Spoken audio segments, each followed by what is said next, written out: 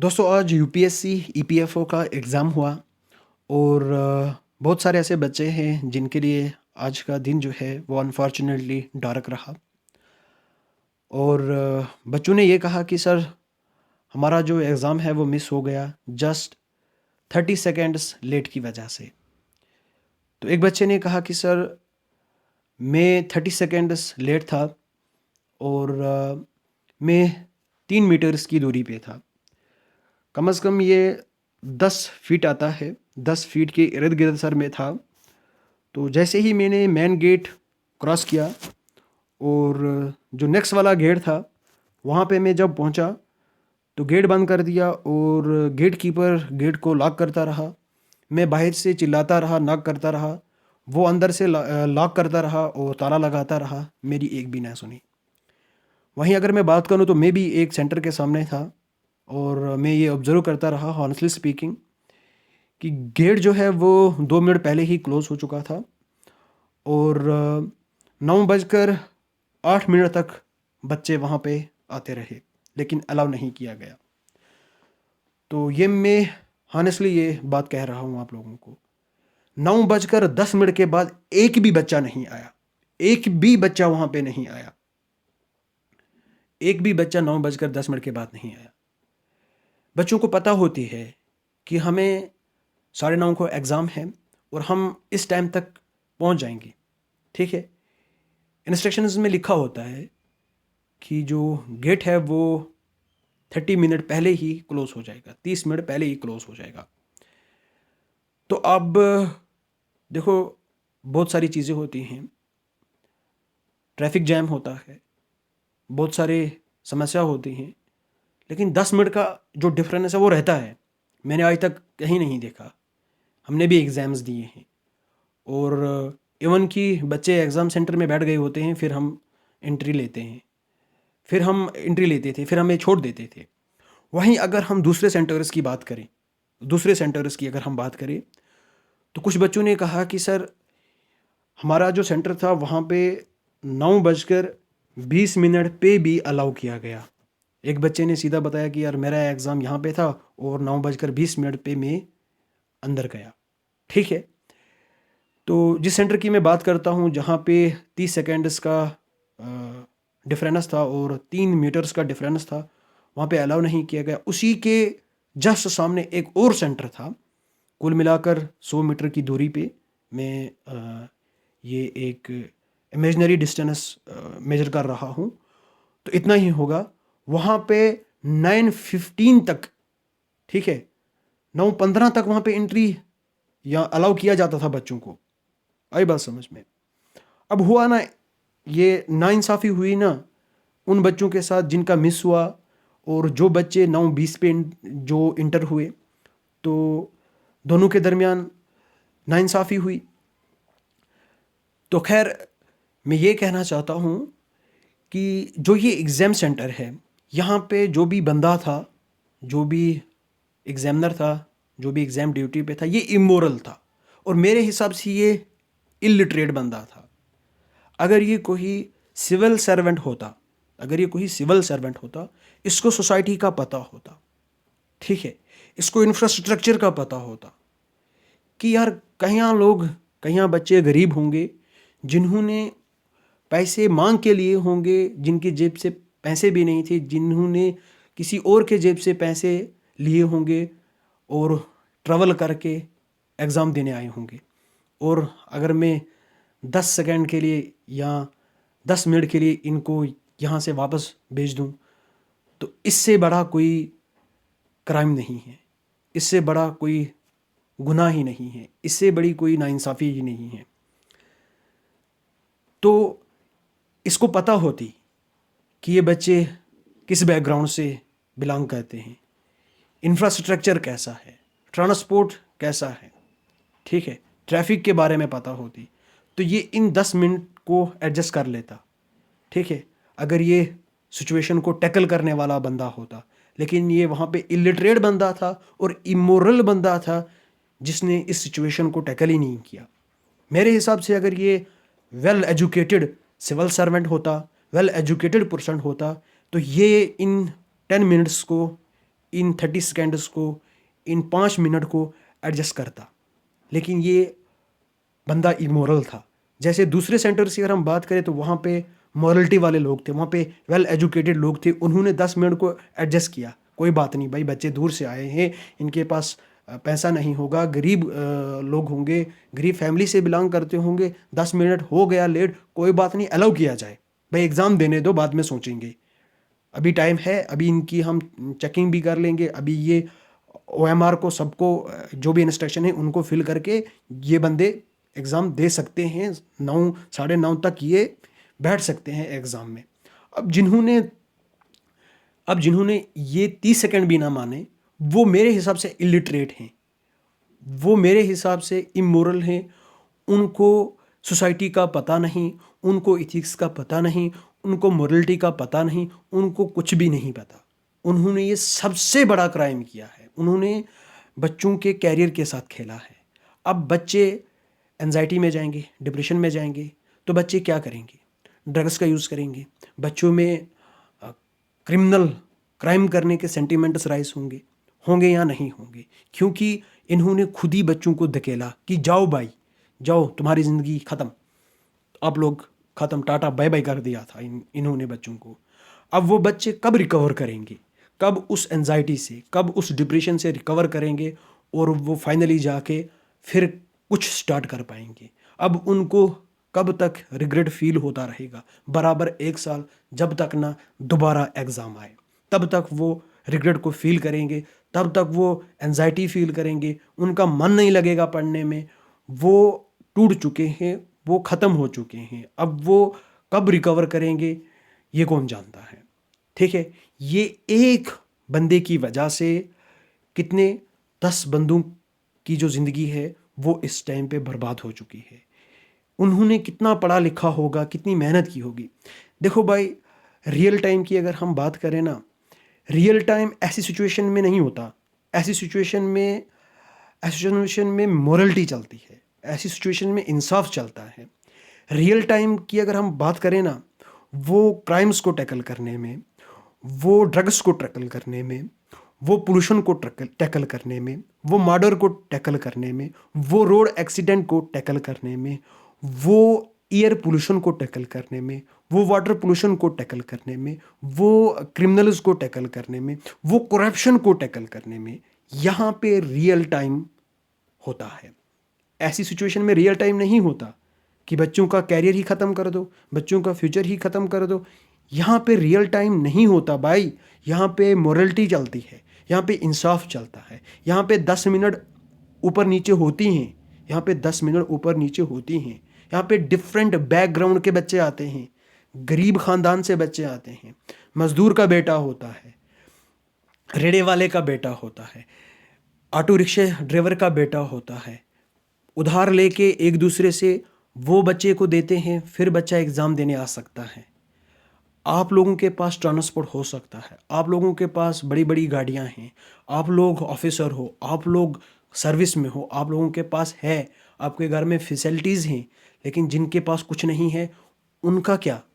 जो बच्चा 200-300 किलोमीटर से आया होगा उसका क्या भाई? हमें ये बता दो। यूपीएससी को ये चीज़ें अपनी नोट्स में लानी चाहें, और ये इमोरल जो लोग हैं इनको एक बार समझाना चाहे। और जो इथिक्स है ना, फिर क्यों हम इथिक्स पढ़ते हैं, फिर क्यों हमें मोरलिटी पढ़ाई जाती है, फिर क्यों हमें बार बार इथिक्स पढ़ाई जाती है? अगर वो एक सिविल सर्वेंट होता ना, उसको पता होती कि मोरलिटी क्या होती है, इंसाफ क्या होता है, सिचुएशन को हैंडल कैसे करते हैं, सिचुएशन को कैसे टैकल करते हैं, वो उन 10 मिनट को, उन 5 मिनट को, उन 2 सेकंड को, उस 30 सेकंड को वो एडजस्ट करता। लेकिन वो एक इलिटरेट पर्सन है, इमोरल है, कैसे वो सर्विस में आया, क्या घोटाला किया उसने, ये हम नहीं जानते। ठीक है, ये वही जानता है कि वो कैसे आया। देखो, जो अल्टरनेट तरीके से आया होता है ना सर्विस में, उसका एटीट्यूड और होता है। जो पढ़ा लिखा होता है, जिसने मेहनत करके पढ़ा लिखा होता है, वो सर्विस में आता है, वो सॉफ्ट होता है, उसके पास सेंस होते हैं, उसके पास इंसाफ होता है, उसके पास मोरलिटी होती है। देखो भाई, आपको रियल टाइम कहाँ पे इस्तेमाल करना है? पेपर लीक में इस्तेमाल करना है। पेपर लीक नहीं होने देना है, स्कैम नहीं होने देना है। लेकिन यहाँ पे बच्चे एग्ज़ाम को देने आ रहे हैं और आप उनको बता रहे हो कि आप रियल टाइम, टाइम टाइम होता है। अरे भाई, आपको पेपर छीन के ले जाते हैं, आप तो पेपर बेच देते हो, आप पेपर लीक करते हो, आप चोरी करते हो, उसका क्या? क्या वो वहाँ पे रियल टाइम नहीं है? या फिर बच्चे एग्ज़ाम देने आए, आपने उसको रियल टाइम बना लिया? ये बात बिल्कुल गलत है। और ये जो एग्ज़ाम था, इसका टाइम मुझे पसंद नहीं आया। इसका टाइम जो था वो 9:30 था। देखो, ये विंटर सीज़न है, 9:30 बहुत अर्ली मॉर्निंग होती है। बहुत कोल्ड था उस वक्त पे, फॉग थी इतनी, कहने की कोई बात ही नहीं थी। विजिबिलिटी बहुत ही लो थी, बच्चों को आना बहुत तकलीफ़ दे था। तो बच्चे लेट से आ पाए और सर्दी बहुत ज़्यादा थी। अब कहाँ समर्स होती तो बच्चे सवेरे आते। ठीक है, विंटर सीज़न था, इसमें ठंड ज़्यादा थी, सर्दी बहुत ज़्यादा थी। तो ये भी एक इशू था। ये टाइम जो था ये मुझे पसंद नहीं आया। अब जो भी एग्ज़ाम होना चाहे वो कम से कम 11:30 से 11:30 के बाद ही होना चाहिए, क्योंकि बच्चे सवेरे इतना नहीं आ पाते। तो इन्होंने एग्ज़ाम का टाइम जो है वो अर्ली मॉर्निंग मॉर्निंग में ही रख दिया। ये भी एक बड़ा काज था कि बच्चे लेट हो गए। सुबह सुबह ही उतना ट्रैफिक का फ़्लो नहीं होता, तो उतना लोग बच्चों को फैसिलिटी नहीं मिल पाती, बच्चे नहीं आ पाते। ये भी एक रीज़न है। तो एग्ज़ाम का टाइम जो है वो भी ठीक नहीं था। मेरे हिसाब से हमें रिफॉर्म्स लाने की ज़रूरत है। हमें रियल टाइम को उन सिचुएशंस पे इस्तेमाल करना चाहे जहाँ पे रियल टाइम की वाक़या ज़रूरत है, ना कि ऐसी चीज़ों पे जहाँ पे किसी का फ्यूचर बर्बाद हो। अब बच्चे कब रिकवर करेंगे, बच्चे क्या करेंगे, उनकी एंजाइटी कब ख़त्म होगी, उनका डिप्रेशन कब ख़त्म होगा, फिर कब वो स्टार्ट करेंगे। देखो, ये लॉस तो हमारी ही कंट्री को हुआ ना। देखो, अगर एक सिविल सर्वेंट होता तो मेरे हिसाब से वो पहले सोसाइटी को पढ़ता, फिर देखता वो अगर मैं इन बच्चों की 10 मिनट लेट हो चुके हैं, अगर मैं इन 10 मिनट को एडजस्ट कर लेता हूँ तो ये एक प्रोडक्टिविटी में आ जाता। ठीक है, ये 10 मिनट भी बहुत काम आते आगे। लेकिन उसने उन 10 मिनट में अपने एटीट्यूड में आके और देखो क्या कर दिया बच्चों की ज़िंदगी के साथ। कई यहाँ बच्चे इस वक्त रो रहे होंगे। एक बच्ची तो इतना रो रही थी, कहने की कोई बात ही नहीं है, वो खून के आंसू रो रही थी। एक बच्चा तो बिल्कुल ख़त्म हो चुका था। मेरे हिसाब से उसको हार्ट में कुछ हुआ था, फिर पानी वानी डाला, फिर हमने उसको सहारा दिया कि भाई कोई नहीं है, इस बार नहीं हुआ तो अगली बार हो जाएगा। देखो, ऐसे इमोरल इंसान जब हमारे पास होंगे तो फिर हमारा क्या होगा? फिर हम आगे नहीं बढ़ सकते, फिर हम कोई भी काम नहीं कर पाएंगे, कोई भी डेवलपमेंट नहीं होगा।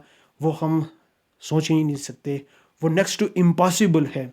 क्या हम कंपटीशन करेंगे चाइना से? खासकर हम बात करते हैं जब चाइना से कंपटीशन करने की, तो मुझे वहाँ पे हंसी आती है। ठीक है, तो जब हमारे पास इंसाफ नहीं है, पहले हमें रियल सिचुएशन को टैकल करना आता ही नहीं है। हमारा एक ऑफिसर जब इनकैपेबल है, उसके पास जब कैपेसिटी ही नहीं है सिचुएशन को टैकल करने की, तो वो एक्यूज्ड के बदले किसी और को सज़ा दे रहा है। ठीक है, ए ने क्राइम किया और उसने बी को एक्यूज़ मान लिया। तो रियल टाइम जो हमें इस्तेमाल करना चाहे, टाइम टाइम होता है, ये हमें उन चीज़ों पे करना चाहे, रेप्स के अगेंस्ट में करना चाहे, फीमेल की सेफ्टी पे करना चाहे, ठीक है, रोड एक्सीडेंट्स पे करना चाहे, ये हमें एयर पोल्यूशन को टैकल करने में करना चाहिए, ये हमें वाटर पोल्यूशन को टैकल करने में करना चाहिए, लोगों की हेल्थ को लेकर ये चीज़ें हमें करनी चाहिए, लोगों को न्यूट्रिशन प्रोवाइड में करने में हमें ये रियल टाइम जो है ये सिचुएशन हैंडल करनी चाहिए। तो लेकिन हम ये जो रियल टाइम है, टाइम टाइम होता है, ये हम ये कहेंगे कि मासूम बच्चों पे ये रियल टाइम टाइम इम्प्लीमेंट कर रहे हैं। लेकिन बच्चों पे ये रियल टाइम जो है ये इस अंदाज से इम्प्लीमेंट ना किया जाए जैसी उनकी जो ज़िंदगी है वो ख़त्म हो जाए, उनका फ्यूचर वो ख़त्म हो जाए, वो एंजाइटी में चला जाए, वो डिप्रेशन में चला जाए, वो ड्रग्स के पीछे चला जाए, वो क्राइम्स के पीछे चला जाए। ऐसा नहीं होना चाहिए। मेरे हिसाब से एक बंदे को मॉरल होना ज़रूरी है, और यूपीएससी को चाहे कि वो जो यूपीएससी के एग्ज़ाम्स हैं, वो खासकर यूपीएससी के एग्ज़ाम्स जो हैं वो सिविल सर्वेंट्स को ही दिए जाएं। ये जो एकेडमिक ऑफिसर्स होते हैं, जो एकेडमिक ये होते हैं जिनके अंडर आप एग्ज़ाम करवाते हो, इन हरामियों का एटीट्यूड गलत होता है। मैंने तब एकेडमी सिस्टम को छोड़ दिया था जब मैं कॉलेज से निकला था। मुझे एकेडमी से नफ़रत हो गई है। हाँ, मुझे बिलीव है कि civil servants they are great persons, तो कहीं ना कहीं हो जाता है थोड़ा बहुत, लेकिन फिर भी उनको समझ होती है सोसाइटी क्या है भाई, इथिक्स क्या है भाई, मॉरलिटी क्या है भाई। तो इन चीज़ों को नोट्स में रखना चाहे, खासकर यूपीएससी को। देखो, बच्चों के सामने ये पता होती है कि हमें 9:30 तक पहुंचना है, लेकिन 5-10 मिनट का डिफरेंस रह जाता है, लेकिन फिर भी बच्चों को अलाउ नहीं किया जाता, बच्चों को वापस भेज दिया जाता है, और बच्चों का कैरियर जो है वो तबाह हो जाता है। ऐसा नहीं होना चाहिए। ये चीज़ें मद्देनज़र रखनी चाहिए हमें। और एग्ज़ाम जो है उसका टाइम जो मिड डे होता है, आई बात समझ में, उसी टाइम पे रखना चाहिए, ना अर्ली मॉर्निंग ना लेट। ठीक है, तो इवनिंग में भी नहीं होना चाहिए और अर्ली मॉर्निंग में भी ना होना चाहिए, क्योंकि बहुत सारे डिफरेंसेस हैं। ठीक है, रीजनल डिफरेंसेस होते हैं, क्लाइमेट होता है डिफरेंट डिफरेंट एरियाज़ का। ठीक है, और क्लाइमेट चेंज भी है। ठीक है, वो भी हमें पता है कि जब सर्दी हुई तो ज़्यादा ही सर्दी हो जाती है, गर्म हुआ तो ज़्यादा ही गर्म हो जाता है, फ्लड से मतलब इवनली रेनफॉल होती है, जब ज़रूरत होती है तब होती ही नहीं है, जब ज़रूरत नहीं होती है तभी होती है। तो बहुत सारी चीज़ें हैं जो कि मद्देनज़र रखनी चाहिए हर एक एग्ज़ाम को लेकर, चाहे वो नीट का होता है, चाहे वो जेडबलई का होता है, चाहे वो यूपीएससी का होता है, चाहे वो एनटीए का होता है, एनडीए का होता है, जो भी एग्ज़ाम होता है, जो भी स्टेट गवर्नमेंट्स के एग्ज़ाम्स होते हैं, तो सबसे इम्पॉर्टेंट एग्ज़ाम होता है। ठीक है, और वहाँ पे फिर जो एग्ज़ामिनर होते हैं उनके पास मोरल सेंस ना हो तो फिर ये बहुत बड़ी प्रॉब्लम है। ठीक है, स्कैम को टैकल करना है, पेपर लीक को टैकल करना है, पेपर लीक को रोकना है, ना कि बच्चों को रोकना है। बच्चों को अलाउ करना चाहे, बच्चों को आने देना चाहे, और बच्चों को एग्ज़ाम देना चाहे। ठीक है, ये फ्यूचर का सवाल है, लेकिन कुछ इमोरल, कुछ इलिटरेट, कुछ बेहुदा लोगों की वजह से बहुत सारे लोगों का नुकसान होता है। ये इंडिविजुअल लॉस नहीं है, ये हमारी होल सोसाइटी का नुकसान है, हमारी कंट्री का नुकसान है, हमारी प्रोडक्टिविटी जो है उसका नुकसान है, हमारी जीडीपी का नुकसान है, हर तरफ से नुकसान ही नुकसान है इसका। जो बंदा दिन वेस्ट करके यहाँ पे आया, उसने कोई और काम ना किया होता, वो हमारी जीडीपी में ऐड होता, वो हमारी प्रोडक्टिविटी में ऐड होता। लेकिन लोग अपना काम छोड़ के एग्ज़ाम देने आए, और एग्ज़ाम जो कंडक्ट करवा रहा था, इमोरल जो इंसान था, इलिटरेट इंसान था, गवार जो इंसान था, जानवर जो इंसान था, उसने 30 सेकंड की वजह से, 1 मिनट, 2 मिनट, 3 मिनट की वजह से बच्चे को वापस भगा दिया। Shame on that kind of immoral person. ठीक है, तो मेरे ये पर्सनल सेंटिमेंट्स हैं, पर्सनल बातें हैं। ठीक है, मैं एक किस्म का विक्टिम हूँ इन चीज़ों का, हमेशा विक्टिम रहा हूँ। क्लास फर्स्ट से लेकर, मुझे आंसू आते हैं, क्लास फर्स्ट से लेकर ग्रेजुएशन तक, टिल ग्रेजुएशन मैं विक्टिम रहा हूँ, हमेशा विक्टिम बना हूँ। टीचर्स का विक्टिम बना हूँ, खासकर एग्जामिनर्स का विक्टिम बना हूँ, टीचर्स का विक्टिम बना हूँ। ठीक है, तो इन लोगों का विक्टिम बना हूँ। तो ऐसे में ना आदमी कहता है कि कलेजा मेरा फट जाए। ठीक है, ज़मीन जो है ना, इसके दो टुकड़े हो जाएं और मैं उसमें उतर जाऊं, बस मेरे लिए यही काफ़ी है। जब ऐसी ऐसी बातें इंसान सुनता है, आप देखो, इमेजिन करो दिल्ली में क्या हालात है, एयर पोल्यूशन कितना है। यार, हमारे पास बहुत सारी चीज़ें हैं, हम कर सकते हैं भाई, हम कर सकते हैं।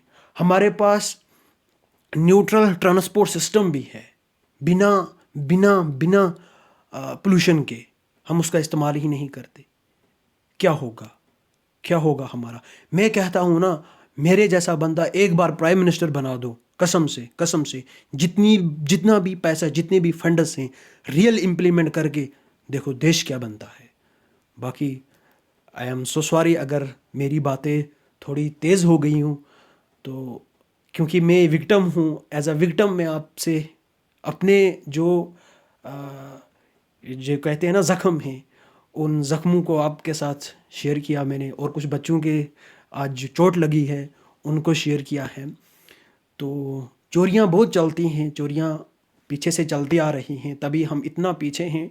ठीक है, ऐसे भी लोग हैं जिनके पास खाने के लिए नहीं है, जिनके पास कपड़े पहनने के लिए नहीं है, लेकिन ऐसे भी लोग हैं जिनके पास मिलियंस में पैसा है, डॉलर्स में पैसा है, जो ऐश उड़ा रहे हैं। ऐसे भी लोग हैं जो एक टाइम की रोटी के लिए तरस रहे हैं। ठीक है, तो बस मैं यही कहूँगा कि हमें बदलना होगा, हमें बदलना होगा। जो भी बंदे सर्विस में आ चुके हैं वो बदलेंगे नहीं, उनका एटीट्यूड नहीं बदलेगा, लेकिन हमें बदलना होगा। जो हम आने वाले हैं, हमें बदलना होगा। हम बदलेंगे, एक दिन ज़रूर बदलेंगे। वो भी दिन होगा जब हम बदलेंगे, जब हम डेवलप होंगे, जब हम अच्छे डेवलप होंगे, जब हम एक दूसरे पे इंसाफ करेंगे, जब हम रियल सिचुएशन को रियल टाइम पे टैकल करेंगे, और जहाँ पे हमें मॉरल सेंस की ज़रूरत होगी वहाँ पे हम मॉरलिटी का इस्तेमाल करेंगे, और जहाँ पे हमें इंसाफ की ज़रूरत होगी वहाँ पे हम इंसाफ करेंगे, और जहाँ पे हमें रियल टाइम से रियल सिचुएशन को टैकल करना होगा वहाँ पे हम वैसा ही एक्ट करेंगे। ठीक है, तो एग्ज़ाम्स हो रहे हैं, पेपर भी लीक हो रहे हैं, लेकिन ये लोग उसको टैकल नहीं कर रहे, बट ये बच्चों को रोक रहे हैं। 5 मिनट से, 2 मिनट से, 10 मिनट से बच्चों को रुला दिया, उनको उनको जो शीशा कैसे टूटता है ऐसे तोड़ दिया, उनको डाल दिया हमेशा के लिए डिप्रेशन में, एंजाइटी में। बच्चे रो रहे थे, जब एक बच्ची रोई ना, 10 मिनट वो रो रही थी, फिर सब के सब रोने लग गए वहाँ पे, सब के सब को रुला दिया एक बच्ची ने। एक बच्चा बेचारा बेहोश भी हो गया था। इवन मुझको भी मतलब परेशानी हो गई थी, मैं भी फिर मतलब डिफरेंट हो गया था, मुझ में भी थोड़ा डिफ़िकल्टीज़ हो गई थी सांस लेने में। फिर मैंने कहा यार छोड़ो, फिर मैंने उनको समझाया कि भाई कोई बात नहीं है, ऐसा होता रहता है, लेकिन ऐसा नहीं होना चाहिए, आगे ऐसा नहीं होना चाहिए, हरगिज़ नहीं होना चाहिए, हरगिज़ नहीं होना चाहिए। हम इसके लिए यहाँ पे बैठे हैं, लड़ते रहेंगे, हमेशा लड़ते रहेंगे। Thank you and bye bye, have